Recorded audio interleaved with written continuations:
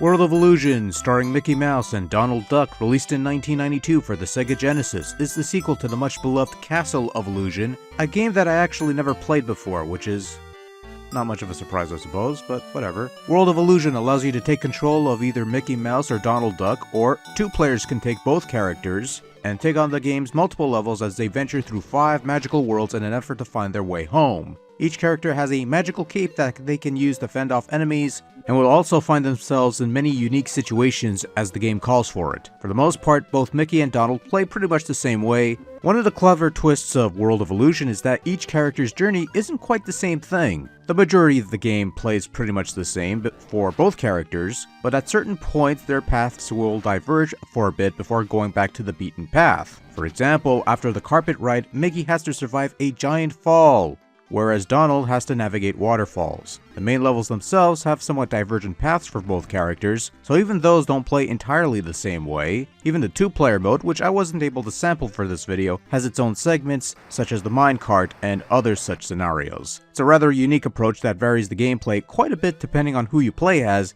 and gives the game that added bit of replay value, as it gives you a reason to play both characters despite both playing pretty much the same way. Right off the bat, if there's any quibble to be had with World of Illusion, is that the game feels a bit on the short side and also feels a bit lacking in the difficulty. Despite a couple hiccups, I was able to complete the game in a little over half an hour per character. A couple minor quirks you have to watch out for, such as somewhat poor traction, which was the main thing that gave me trouble, but for the most part, once you have a feel for the levels, it's not bad.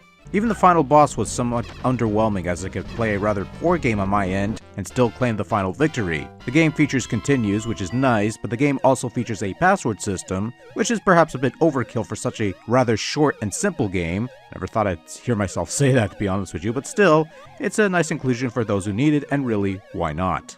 What's also nice is the option to choose from one of 4 button configurations for your journey, so if the default setup doesn't quite work for you, you could try the other 3. It's not quite full-on button customization, but it is something at least. Control is responsive and adequately functional, no issues to be found here other than the poor traction that I mentioned a while ago, but for the most part, it's good for a game that relies on platforming and stuff. And while your romp through the World of Illusion is short, you can't say it isn't without its charm, just bursting with personality in each of the various worlds that you venture through.